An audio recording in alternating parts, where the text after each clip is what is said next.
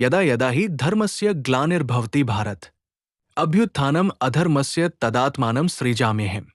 इस श्लोक का हिंदी अर्थ है, हे भारत अर्जुन, जब जब धर्म की हानि होती है और अधर्म बढ़ता है, तब तब मैं स्वयं को प्रकट करता हूं, अवतार लेता हूं।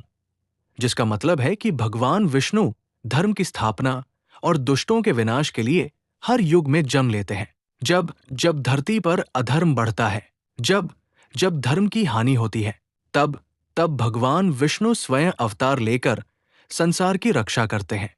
आज हम जानेंगे भगवान विष्णु के दशावतारों में से पहले अवतार मत्स्य अवतार की कथा। भगवान विष्णु का प्रथम अवतार मत्स्य अवतार केवल एक कथा नहीं, बल्कि सृष्टि, धर्म और ज्ञान की रक्षा की एक दिव्य गाथा है। प्राचीन काल और राजा सत्यव्रत। पुराणों के अनुसार प्राचीन काल में द्रविड़ देश में राजा सत्यव्रत नाम के एक धर्मात्मा और सत्यनिष्ठ राजा राज्य करते थे। वे प्रतिदिन नदी में स्नान करते, तप, दान और भगवान विष्णु की भक्ति में अपना जीवन अर्पित किए हुए थे। एक दिन राजा सत्यव्रत नदी से जल लेकर आश्रम की ओर जा रहे थे। तभी उनके हाथों में एक छोटी सी मछली आ गई। मछली की करुण पुकार, वो मछली कांप रही थी, मानो भय से उसका हृदय थरथरा रहा हो। मछली ने कहा, हे राजन, मुझे बड़ी मछलियों से बचाइए। यदि आपने मेरी रक्षा नहीं की तो मैं मारी जाऊंगी। राजा का हृदय दया से भर उठा। उन्होंने मछली को अपने कमंडल में रख लिया। मछली का चमत्कारी रूप से बढ़ना, पर आश्चर्य, अगले ही दिन वो मछली कमंडल में समा नहीं पा रही थी। राजा ने उसे घड़े में रखा, लेकिन कुछ ही समय में घड़ा भी छोटा पड़ गया। फिर तालाब, फिर नदी और अंततः पूरी नदी भी उस मछली के लिए छोटी हो गई। राजा समझ गए, ये कोई साधारण मछली नहीं है। जब राजा ने मछली को समुद्र में छोड़ा, तभी वो मछली अत्यंत विशाल रूप में प्रकट हुई।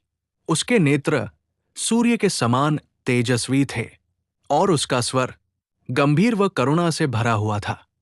तभी भगवान बोले, हे राजन, मैं स्वयं भगवान विष्णु हूं।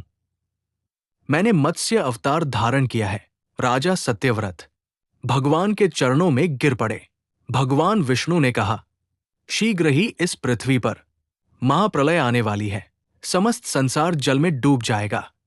तुम एक विशाल नौका का निर्माण करवाओ।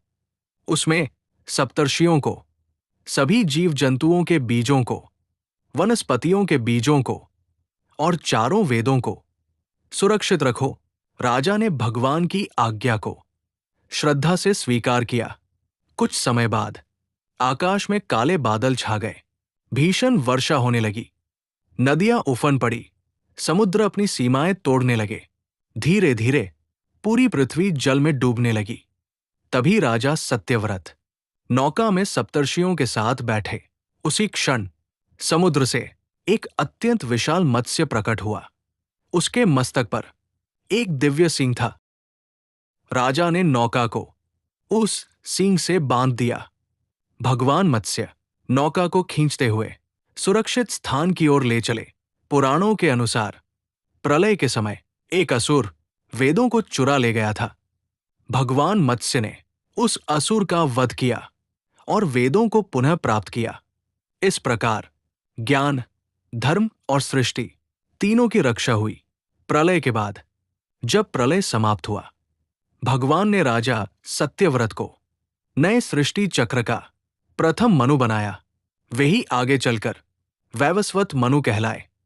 उनसे ही नवीन मानव जाति का प्रारंभ हुआ। कथा का पावन संदेश।